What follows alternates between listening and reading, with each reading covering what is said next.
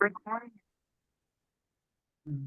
Hello, everyone. Welcome and thank you for joining the Harvard Alumni for Global Development for this month's speaker series featuring thought-provoking world leaders actively working in emerging markets and developing countries. So before we start, I just want to remind everyone to please mute yourselves just so we could have a clean discussion. So my name is Khadija Jallo, and I'm very pleased to moderate this discussion with Charles Abani, a distinguished diplomat who has spent more than 25 years leading inclusive transformations across the public, private, and nonprofit sectors through senior country, regional, and international leadership. So at the Harvard Alumni for Global Development, our vision is to connect Harvard alumni across schools, disciplines, and professions to share expertise, research, and ideas that encourage global engagement and cross-sector partnerships. We aim to strengthen relationships among alumni and members of the greater Harvard community to overcome geographical, disciplinary, and professional barriers, as well as to join together in tackling complex global development problems. So on that note, I'm very happy to share that Harvard Alumni for Global Development has been working to produce our first ever podcast called Global Minds. It will be released every other month, and the podcast will feature impressive global development experts working across the economic and human development sectors. You could find out more about Global Minds. More information will be provided in the chat box, and you could also learn more about it and stay up to date with events and workshops on our social media handles at Harvard Alumni for Global Development, and on our website at globaldevelopment.sigs.harvard.edu. So before we begin, I'd like to go over some brief housekeeping notes. So please note that this session is being recorded and will be available to view after the event. We'll share information on how to access that following the discussion. And at the bottom of your screen, you should see a Q&A button. Audience members will have the opportunity to ask questions towards the end of the hour, so make use of the box and to ask questions that you may have. And so with that, let's get started. I am very, very excited and honored to introduce our guest, Mr. Charles Abani, Ghana's United Nations Resident Coordinator, making him the highest official and chief of the UN diplomatic mission in Ghana. He is a seasoned international development practitioner with over 25 years of experience in the public, private, and nonprofit sectors, having worked in senior country and regional leadership roles across Africa, Asia, and Europe.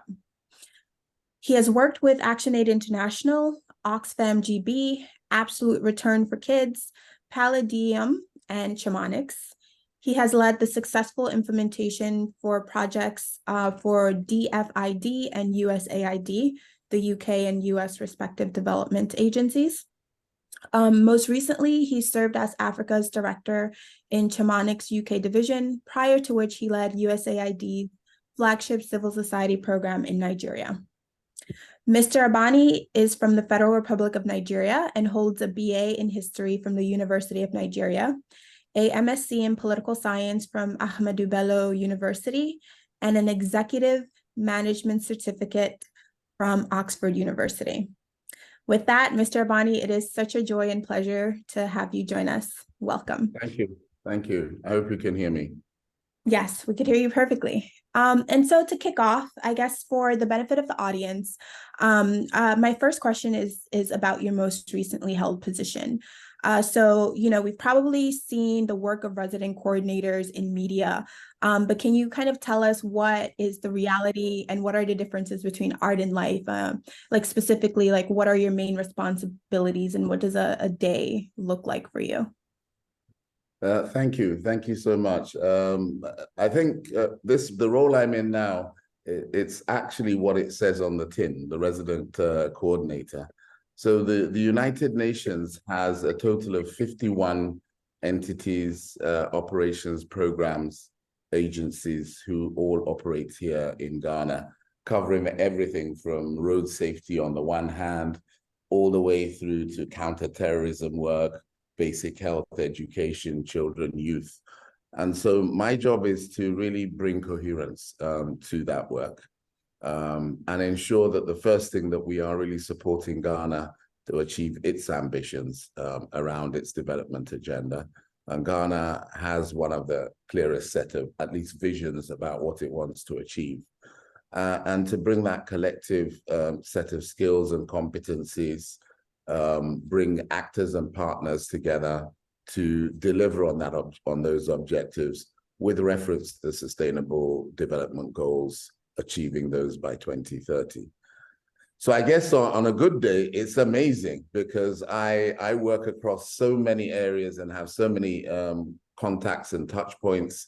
For example, today I've talked about fishing communities and what fishing communities are doing to tackle climate change. I've been at a conference with traditional and faith-based leaders and school children. Today is the International Day of Peace globally, and made some inputs there. We've been celebrating Kwame Nkrumah, Ghana's first ever president's birthday, posthumously, of course. So in any given day, there's a raft of different things that I typically would be involved in trying to bring that coherence to the work that we do. And I think at the end of the day, make sure that the whole is more than the sum of the parts. Yeah, that's a really good point. So you mentioned that you kind of coordinate amongst 51 different agencies in Ghana alone. So so how do you achieve that? Like, how do you align all these different goals, different functions, both within the country, but also to the larger kind of UN strategic planning? Yeah, I mean, it is a complex maze. Sometimes we describe the UN as a multiverse. It's not just a universe. It's multiples of those. As we know that this week, indeed, the world is gathered in New York. Some of us are here, but following it very much to really look at where we are on achieving the 2030 agenda of the 17 Sustainable Development Goals. And unfortunately, the tale is not good. We're leaving over half of the world behind. Probably only 30% of the Sustainable Development Goals have been achieved. And really, there is an urgent call, as the Secretary General has stated, around really a call to action to rescue the Sustainable Development Goals. And when we look at the broad global level, there are a number of things that are obviously of massive importance to everybody. The challenge of finance and debt globally and the impacts of the recent COVID-19, the triple planetary crisis, climate change, biodiversity loss, the environment, and waste, and just pure waste. And this afternoon, just before I got here, we're really discussing the issues of plastics and what we want to do here in Ghana about the impact of plastics. But also urbanization is a rising challenge. And of course, conflict and war. We're probably living in a time where we have more conflict than we've ever had before. So peace and security, issues around climate change, growing urbanization and the impacts of urbanization, inequality, even within the developed world, as different people are left behind. These are some of the conflict, and crisis in a Sahel. I live in Ghana. Around us in Mali, in Burkina Faso, and more recently in Niger, we've seen declines impacting on democracy. So how do you have governance working effectively? These are all the global challenges that obviously find their way at a country level. But here too, we work with partners in a 360-degree way, the government of Ghana, civil society, the private sector, to define priorities and things that are important and try to bring everybody around those priorities that mirror the global, if you like, challenges. So in many ways, we have a double job to do to ensure that Ghana is really working on those big issues and playing its role. And just this week, there was a Climate Action Summit, which will lead to COP. Is Ghana playing its role, making sure it's making its commitments, but also its demands, and at the same time looking contextually, nationally, at what the priorities are, and in the context of very limited resources, where are the places that both the government of Ghana, the UN system, and other actors can place their chips to get the maximum impact. Yeah, so it seems like there's a lot of kind of wrangling different players, different sectors, just different priorities. And so, you've been in high level meetings with, governance leaders, leaders of industry, et cetera. So like, how do you like navigate those meetings where there's so many different interests at play, where you're dealing with large personalities? Like, how do you, make space for your voice as a representative of the UN mission to Ghana and the different agencies that you coordinate with? I think that the skills required to engage in this place are actually both complex and yet simple in a number of ways. Ultimately, I think part of my role, or a significant part of my role, is influence. Trying to influence people to be able to take decisions that they may not ordinarily take, influencing people to see a different perspective than their own, to move away from one-size-fits-all solutions to problems that actually are way more complicated than that. To, I guess, promote the kind of dialogue and facilitate that dialogue, often between parties who have very entrenched and different views about particular issues. And to, I would say, accompany. If we're doing our job properly, then we're accompanying those actors as we co-create solutions together. I think we do live in times of complexity, and I think emergence is another word that is quite key. And so I think to be able to do this job properly and really represent the United Nations, and remember, United Nations is for everybody. And so Ghana is as a legitimate member as any other country is. And so how we're able to facilitate and enable those dialogues to happen, to spot opportunity, to see challenge, to foster dialogue in the context of that. This is the day-to-day job that requires diplomacy. I have a long background of not necessarily working in the diplomatic space. I often call myself an accidental diplomat. But I think the skills are a combination of persuasion and influencing, if you like, inspiring people to a bigger picture, and sometimes being a bit blunt and undiplomatic. And so typically, for example, the question of potential refugees crossing from Burkina into Ghana now, we all know that Burkina has been undergoing some instability for some time. As those numbers increase, managing both a willingness on the part of Ghana to receive refugees on the one hand, but also maintaining a dialogue around national security with different agencies in the government of Ghana who are keen to ensure that while being a welcoming country to refugees, they're also not exposing their country to the impacts of violent extremists and enabling them to embed in the country. And so some of these conversations are very sensitive and very below the table, and others are very much about collective inspiration above the table where there is consensus. So I think driving for consensus and ensuring that we are holding hands with each other multilaterally is the way that we are able to influence. And they're both good examples of where the UN has done amazing work in this, and obviously areas where much remains to be done. I think it's really it's interesting that you mentioned like the refugee and like how Ghana is trying to deal with that. That seems to be a very global kind of issue. Europe has its own conversation, the United States, other African countries are having their own conversations around this. So that begs the question, since you are embedded in the UN system, to what extent do you kind of talk with other, regional country agencies about some of these common problems that do take different approach on the ground, but to what extent do you communicate and coordinate and kind of learn from other country missions around the world with some of these common problems? So first thing I would say is the purpose for SDG 17, which is partnerships, is absolutely key. And I often encourage, certainly our style here is what we call a systems leadership model. That really means that we're not at the forefront, and it's not about us telling people what to do. It's about us enabling. I even struggle sometimes with the word convene.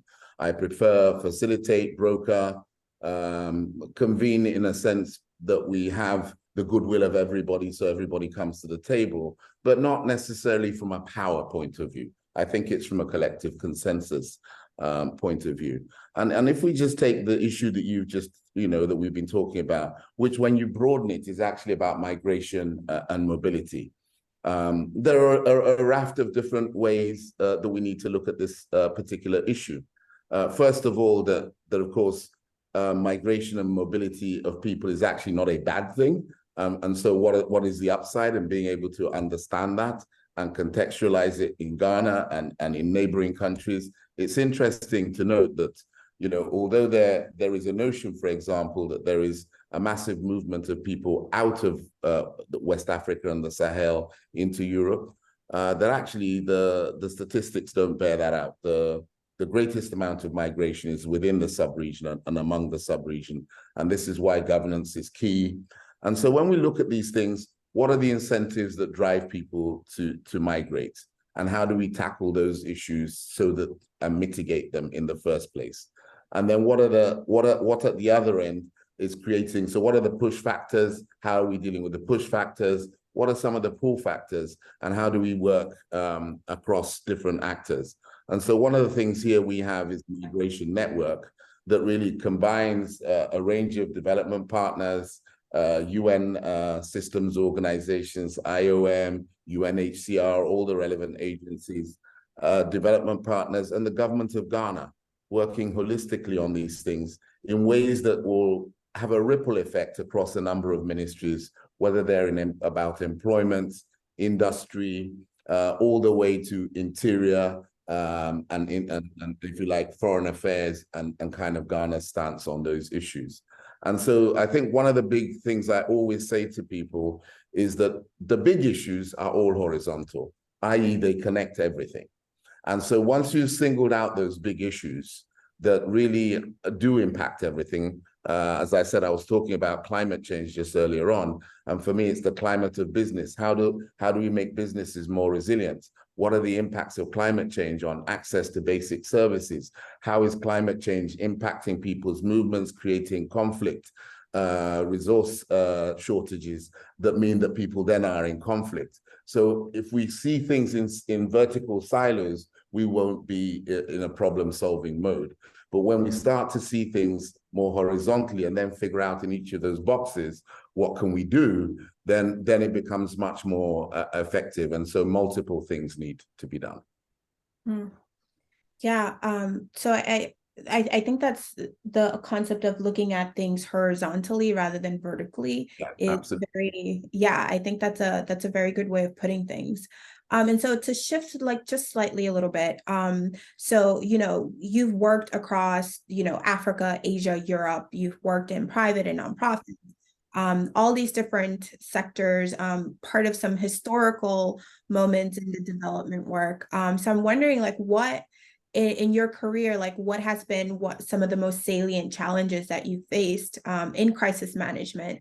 And, how did you overcome them? You mentioned climate change just now, you mentioned the refugee crisis, but throughout the span of your career, what are some of the things that pop out the most to you? So the first thing I'd say, and I also encourage people who are both at the beginning and at the middle of their careers, that I think that seeing the world from multiple perspectives is the first step towards some kind of wisdom. Indeed, we have a saying in Nigeria that you cannot understand the masquerade and how it dances unless you watch it from different positions. And so there have been tough times in almost every sector, working in the public sector, working in sort of the big INGO world or the private sector, that I felt challenged. But I think that collective experience is absolutely invaluable in terms of being able to see solutions where often people who've worked in just one of those sectors only see their solution. And so I definitely encourage people to try and make those transitions across. I probably describe myself as more of a horizontal mover than a kind of an upward mover, though of course I have gone upwards, but I think I've gone upwards and sideways in a kind of mixed way over my career. So I think you learn different skills. Business people want the short and sharp, and what's the solution here? People within civil society in the NGO world speak more, there's a sort of, I use three centers: logic, passion, and my gut as the kind of three centers that I'm trying to appeal to. And so how do I appeal to different people about a particular story, and how do you work across that? And I think each of those sectors has immense to contribute. I think some of the more complex challenges that I'm finding today are some of the more emergent ones. Let's take one of the other big horizontal issues is kind of like the digital transformation that we face today. And for many African countries, we're still behind in terms of just basic digital infrastructure and access to the basic internet in many places on the one hand, and then you have AI and AI-driven emergent economies and knowledge coming at the other end of this. And so how to begin to bridge that gap in terms of the knowledge and skills that are required, in terms of the narratives of just what is important. Is everything good? Big question. What are the challenges? So that we don't end up with big, if you like, simplistic slogans that say, digital transformation will transform your lives forever for better, when actually they may not. And I think, or at least they may in certain ways, but not in others. And so being able to get into that conversation with a set of private sector actors is very different from trying to talk to governments or then talk to citizens who are working on questions of accountability. And so on the one hand, it's how do we actually leverage the full power of digital opportunities that are available, but how do we also recognize, make sure people aren't left behind, and the ownership and data isn't even more centralized as a result of that, and that communities lose control. And how do we get solutions that are community driven, that benefit from indigenous knowledge and indigenous practice rather than crush them in their wake? And so not every app is good.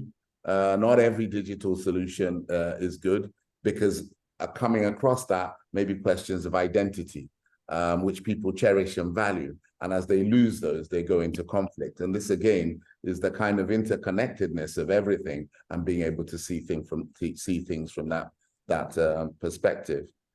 I don't know that I would say that. I think that if you have the right approach to conversations, I'm not sure that I sit in the more pragmatic, and I'm a reform believer. So I don't necessarily think that overcoming challenges is about having your way.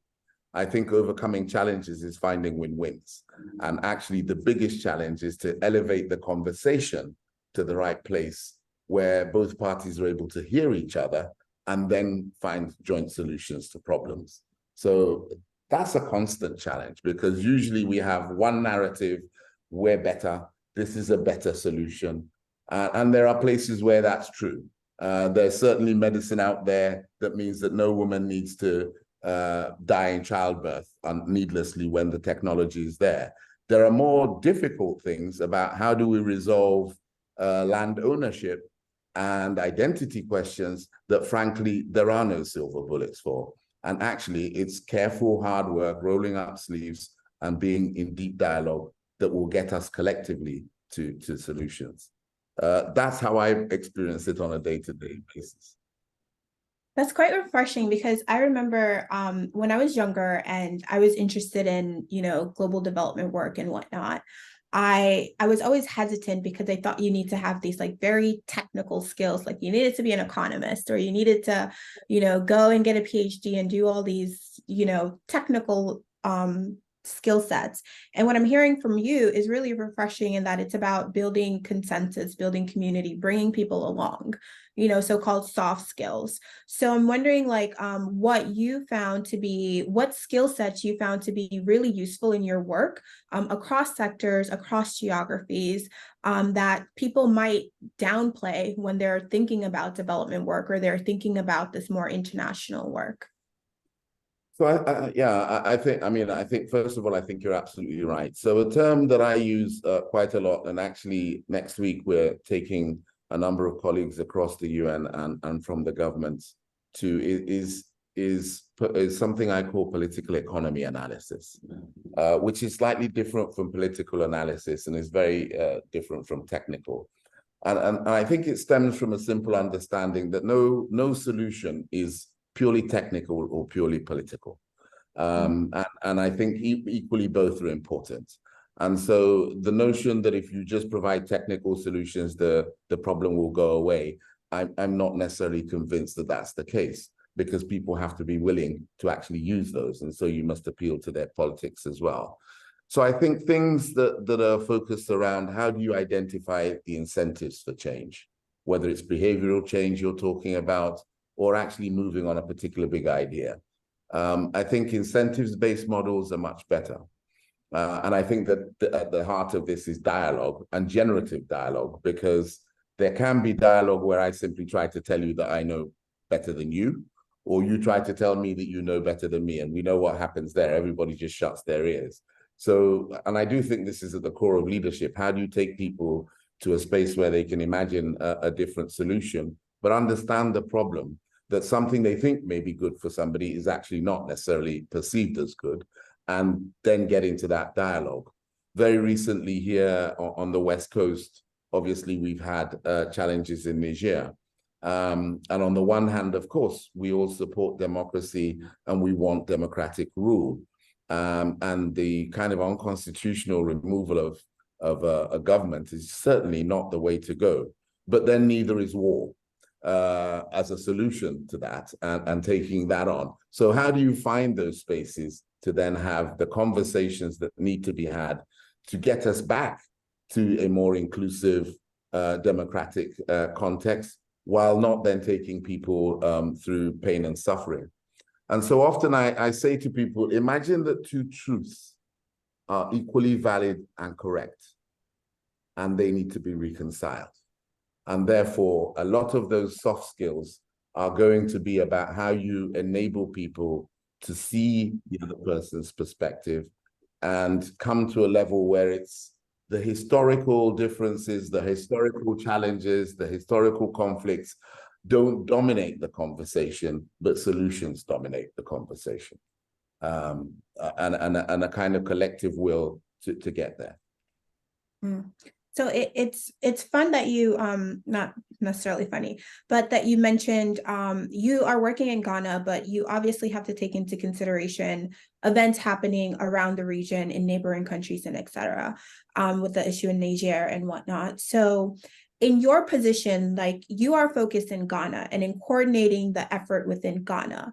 But to what extent do you kind of take into consideration things that are happening in neighboring countries or in the regional bloc, how that impacts your work domestically?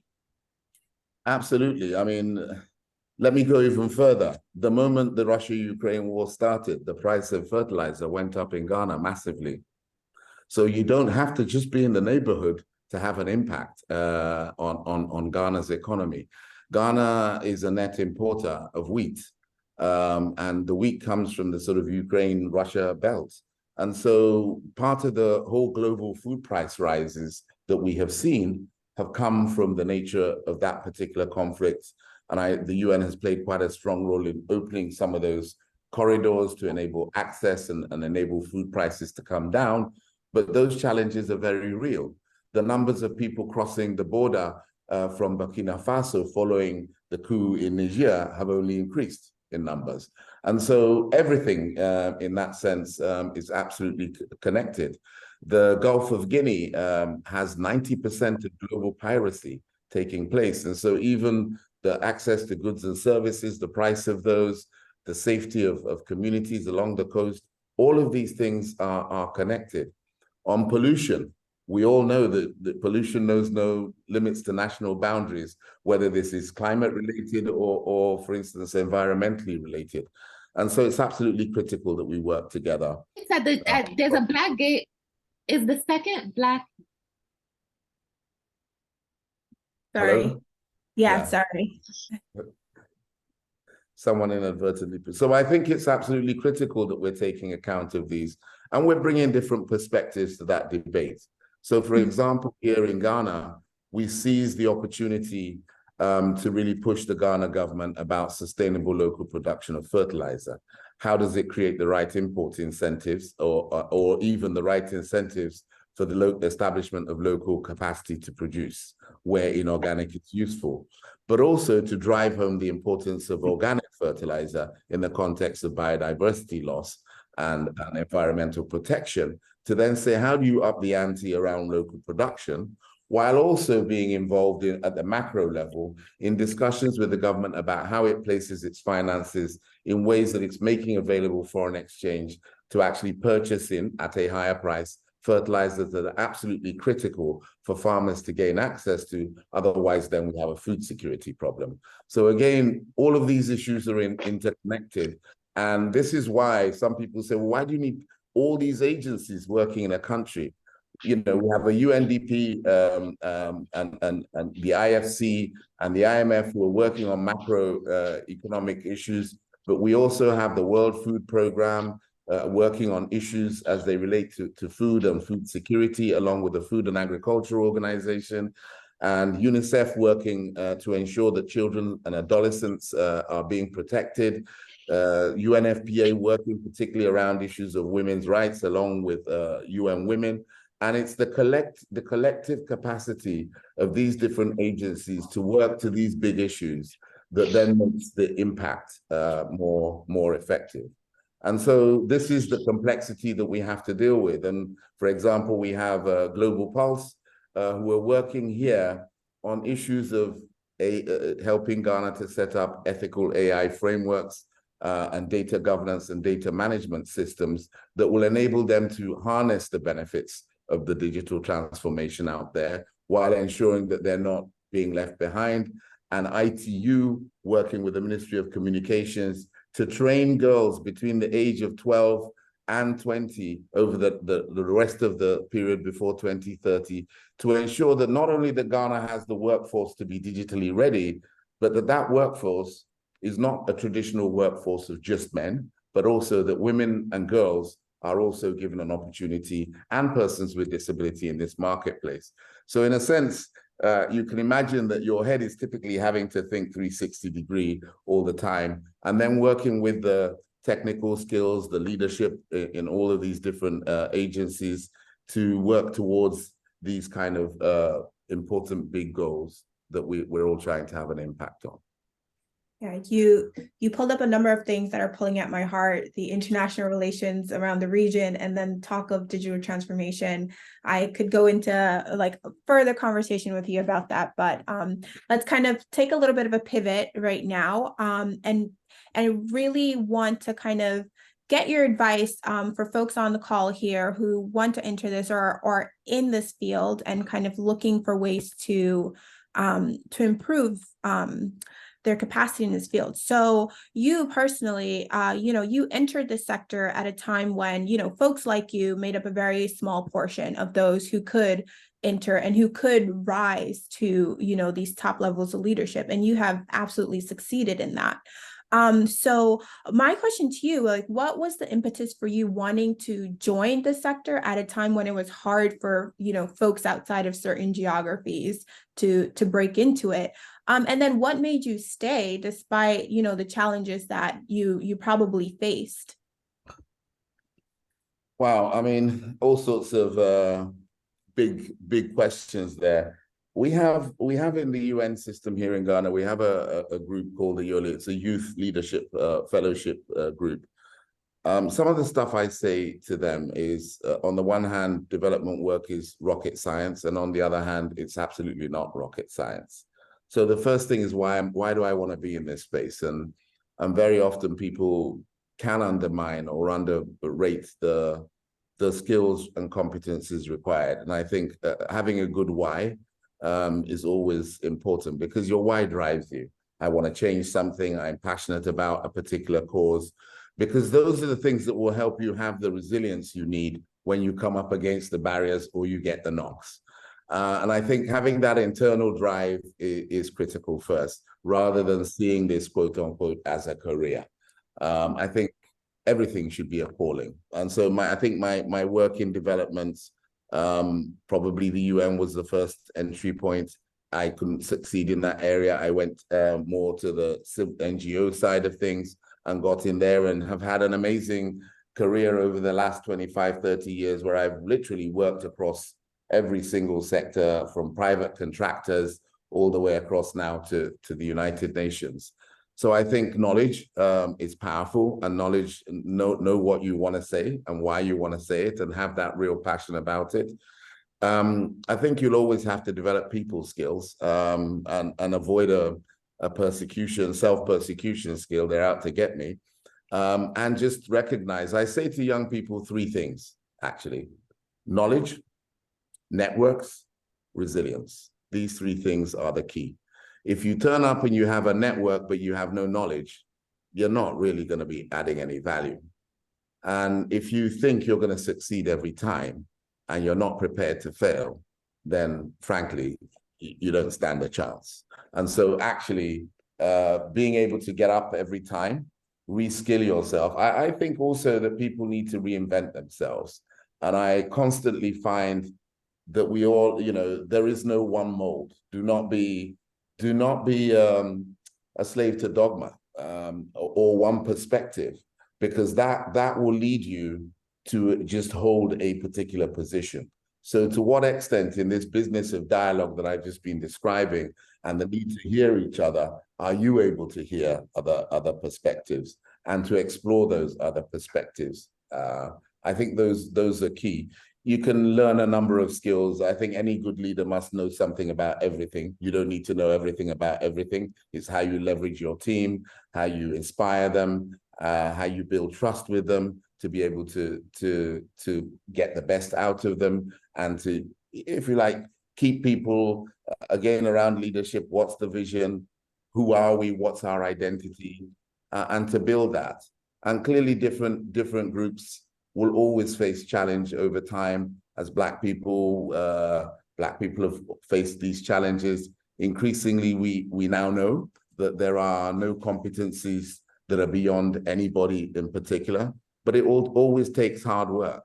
And I think we've also got to do this, not in an over-patient way, but in a sufficient way that allows those skills and confidence to shine through. And I don't think you can keep talent down. That's my view. Yes. So at this point, I welcome audience members to start adding their questions into the chat. We'll start taking them momentarily. I have one last question for you before I turn it over to the audience, and it's kind of a follow-up to this question. So, what are some ways that you've seen the development sector improve over the years in terms of allowing for more talented people around the globe to kind of break into the space, and also improving kind of the access to greater quality and representation within the space? So I think the first thing that we need to understand is that really, and I think there's enough literature on this, that no one set of people have the answers to a set of problems, and that actually context is key. And if we take a few concepts of efficiency and effectiveness from the private sector and apply them to the development sector, then it's a no-brainer that you will, for example, increasingly hire talent from the continent to address issues on the continent, because essentially the learning curve is a lot shorter. People can, quote unquote, hit the ground running much more effectively. And as I've said also, I think that we underrate the power and importance of local knowledge and local systems for actually solving problems. And even as we speak about sort of climate change, for example, if you talk to fishermen in the famous Jamestown on the coast here, they'll tell you that for the past 200 years, they have been practicing fallow periods where they don't fish in certain areas in order to enable the fish to restock. So some of this stuff is not intellect coming from anywhere else. It's actually indigenous practice. And so, and people always understood that and actually complied, and those institutions worked. And so how do you bring some of those institutions to play? The only way you do that is actually by using local talents and local knowledge. I also think that the nature of problems is changing, and that the continent itself has produced a lot of talents over time. Over history, generally, a lot of talent has come out, and there's an increasing recognition that if we're going to solve these future problems, not kind of like ABC problems from before, with the increasing complexity and, if you like, opacity around some of these issues. And I'm not saying that from a sort of conspiracy point of view, but there's ambiguity about what will work and what will not work. That actually, unless you are hiring the best talent, hiring the best perspectives, that you're not going to find these solutions. You'll just keep banging your head against the wall. And it's true, while development work has improved dramatically, that there are still examples of what's called bad development, where people are still doing the same old things and wondering why nothing's changing.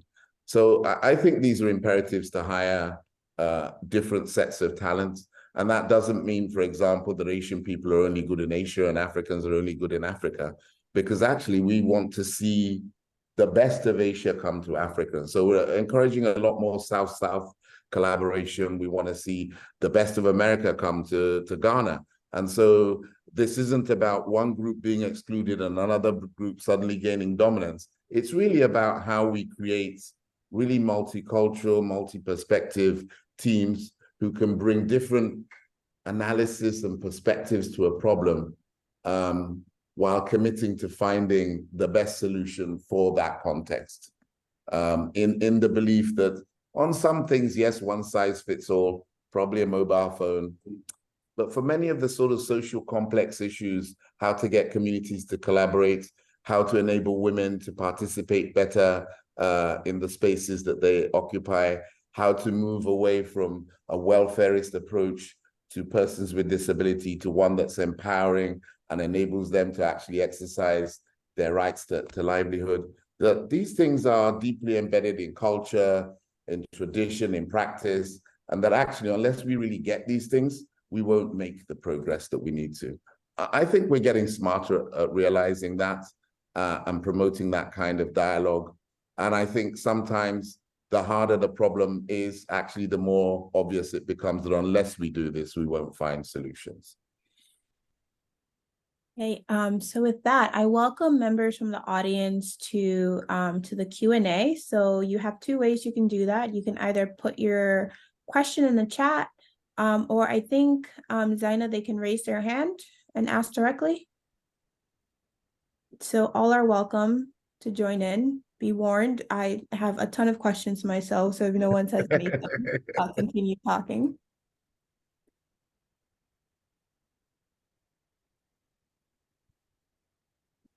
Okay, while I let folks think about their wonderful, hard-hitting questions, I do. Nate has a question. Nate Showalter.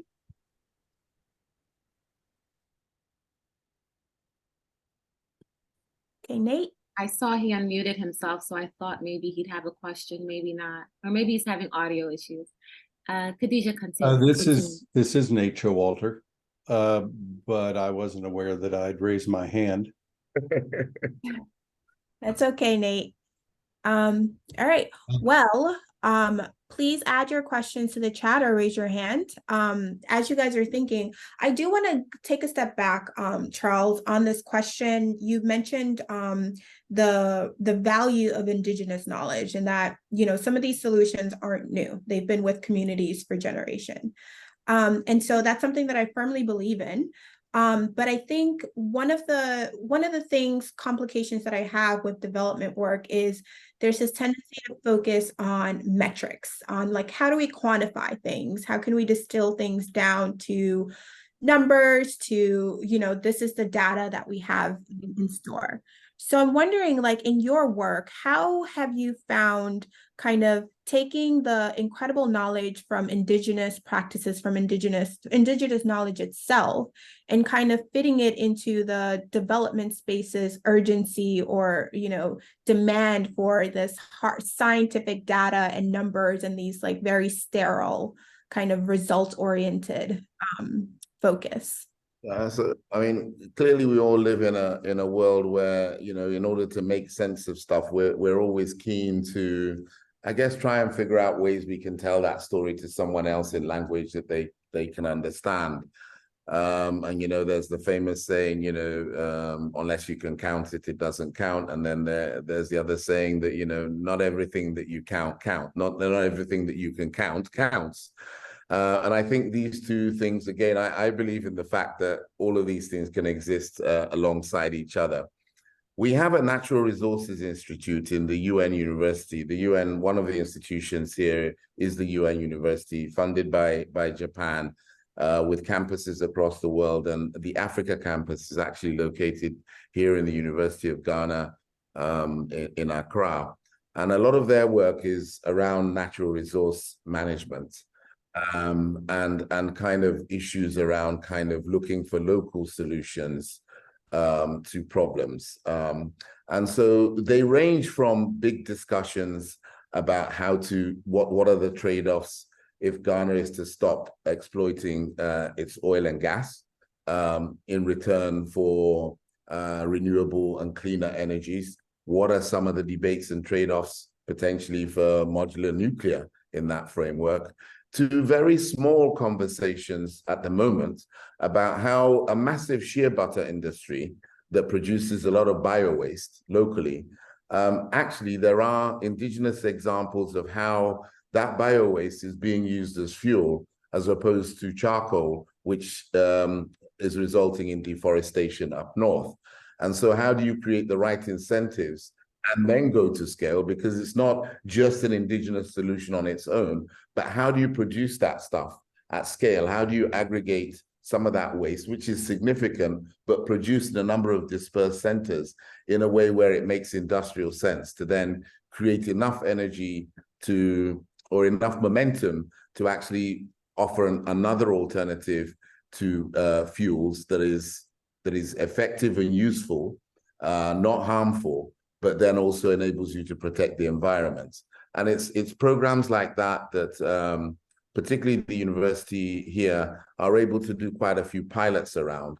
And then I come to partnership, because then we have to find local entrepreneurs who are prepared to take this on. And then we have to find some global investors who are able to finance some of those local entrepreneurs to take this on. And so the partnership network continues again. And so when you start even a conversation about how do you unleash the potential of indigenous knowledge, immediately you're talking about multi-sectoral partnerships, and immediately you're talking about multiple levels, because we have to do all of these things simultaneously to be able to solve those problems. So I don't know, maybe it feels like a very generic example, but perhaps from where I sit, there are just too numerous a set of examples. One other one, and one of the big kind of very topical and sensitive debates in Ghana right now is about period poverty. The fact that imported sanitary pads cost a lot because of the import taxes on them, and they potentially are barring girls from access to schools. It's one of the contributing factors, not the only contributing factor. So how do we make accessible sanitary products for women available at cheap cost without it being a handout?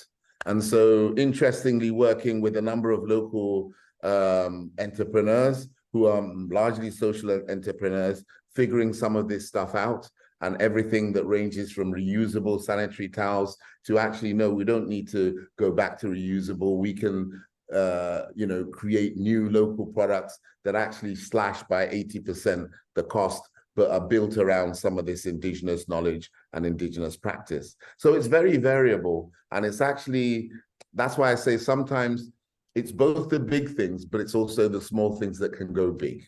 And so being able to keep an eye on all of this is where my day goes funny and where my hair goes completely off the top of my head. I come at this largely as a development practitioner rather than necessarily an international diplomat. But I think it's the fusion of those two things: good, solid knowledge, good networks, good partnerships, good local ideas, and good diplomacy, inspiration, dialogue. Those are the things that are going to help us to get to the solutions. So I see that we have Nate with his hand raised, and we also have a question in the chat. So I'll start with the question in the chat, and then we could go to Nate. So combine both questions. So in the chat, Mandeep Sibia asked, as stated, we are getting ready for AI impact. So how do you see AI impacting development work? So that's the question from Mandeep. Nate, if you want to unmute yourself and ask your question so Charles can take both of them. Yes, my question is, could you comment on the role of faith-based organizations in development? Okay. I'm going to try on both of those questions. So, you know, ChatGPT, when ChatGPT emerged, a lot of people, all the analysts we have around the UN go like, whoa, my job's gone in a minute. And, you know, I think there's enough knowledge out there to know that you've got to be able to use AI smartly, and that, you know, that kind of initial fear that AI is going to, you know, literally take over analytical jobs and tell us the solutions to everything it is a ways away, and partly because of the point I've made about context.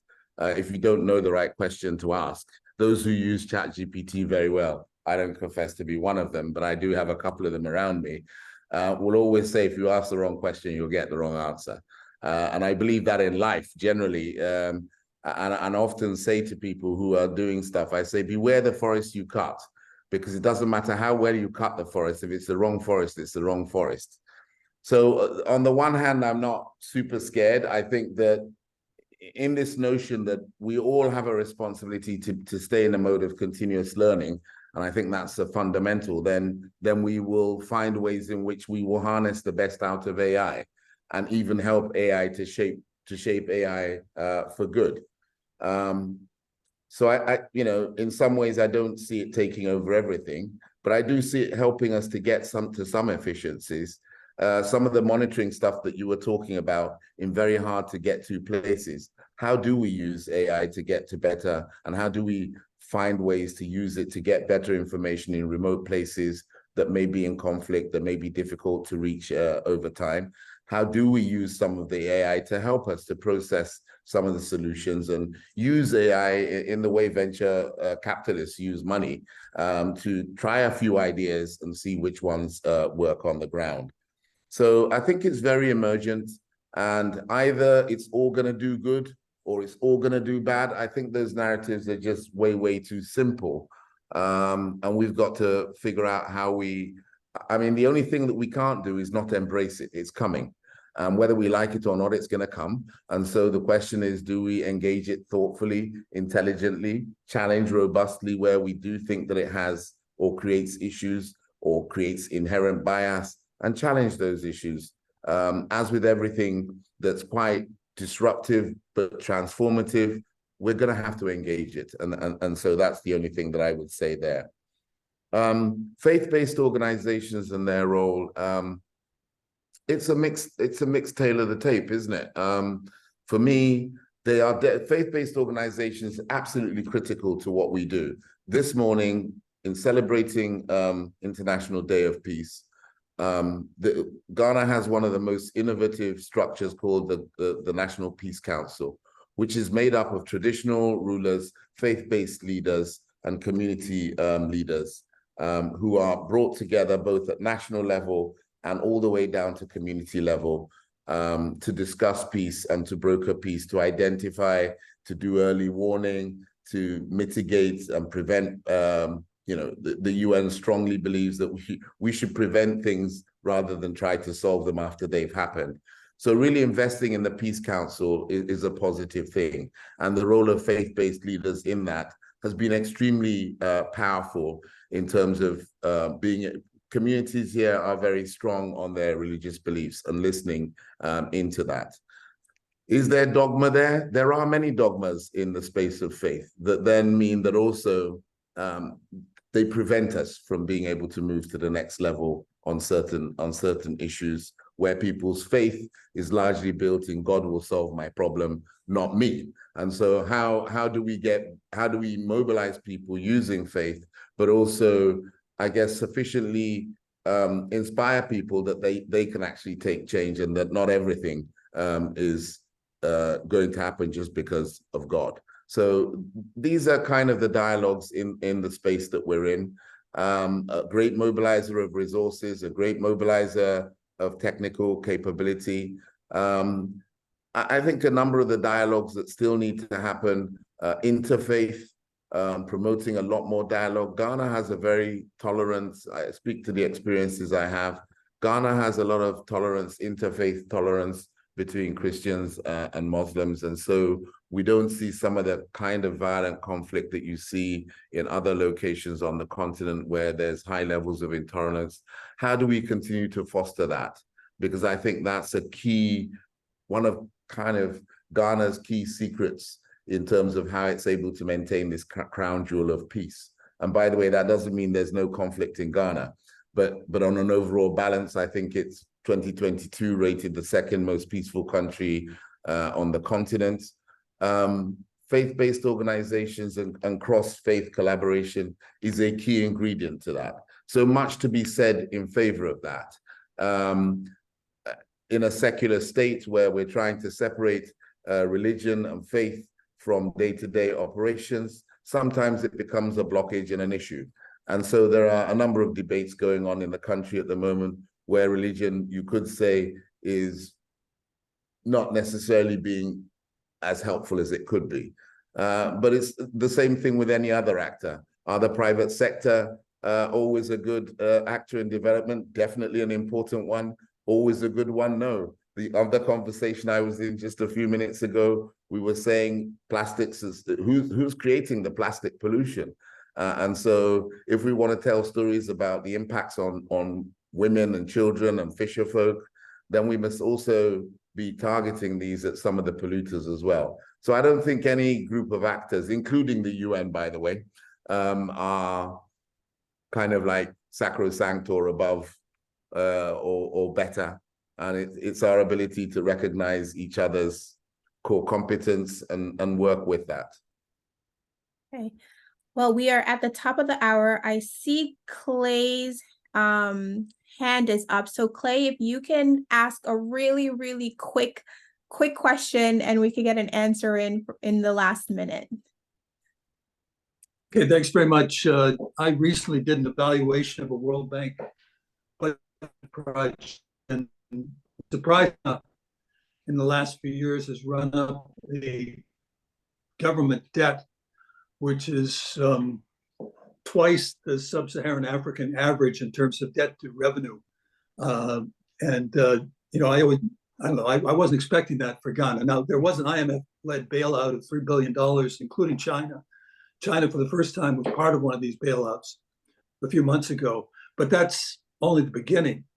Is the UN system doing anything to help Ghana and its government address this problem? So I think the macroeconomic context of Ghana is an interesting one. Just before COVID, high flying.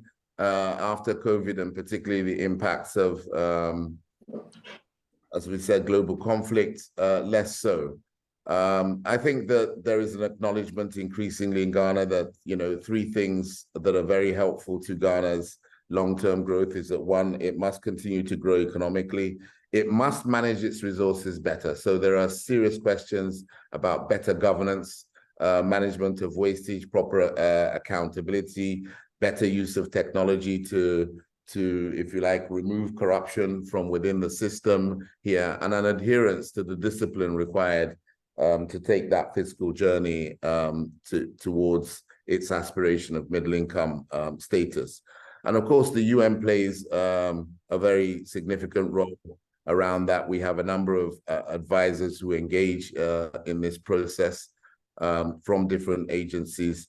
We're seeking to leverage in significant private sector financing, because clearly the government of Ghana and its own revenue generation projections will not be sufficient. We know that OECD is shrinking. The estimate is 50 billion a year for the next 7 years. That's how you can finance the achievement of the Sustainable Development Goals. We know we're not going to see this money unless we leverage in new private sector finance. So working on enabling new finance to come in that's different from government debt, alongside the work of the multilateral banks, the IMF, the World Bank, AFDB, and making sure that we're identifying what are the big change, if you like, what are the big levers for change? What in the aggregate value chain is going to deliver some of the return on investments? Which infrastructure projects, all of them massive and expensive, are actually going to catalyze downstream benefits sufficiently that they are helping to kickstart the economy? So there are lots of questions. Ghana has been to the IMF 17 times. So this isn't a new thing. And in a sense, part of the big question is, how do we stop the 18th time? Or are we just going to turn up in 2028 and be at the next IMF point? And so I think we all have a lot of work, and it's great to hear that you are doing an evaluation here to help us to get the insights and then to work to influence.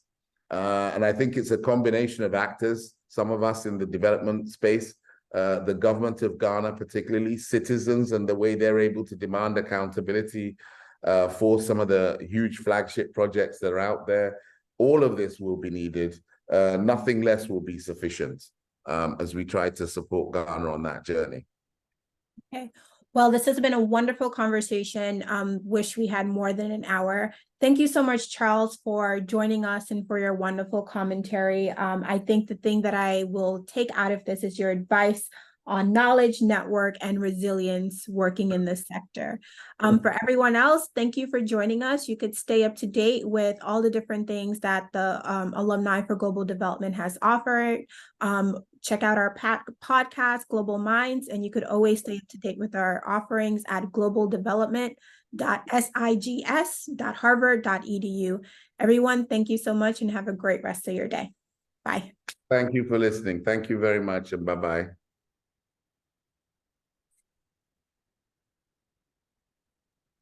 All right. Oh, he left. All right. So, oh, no, he didn't. Okay. Charles, Khadija, thank you so much. That was a wonderful discussion. I'm going to connect with you both offline. Okay. Okay. I'm leaving now. So I'll catch up with you. I can take some feedback later, Zayda. Okay. Sounds great. Thank you, guys. All right, bye-bye. Bye.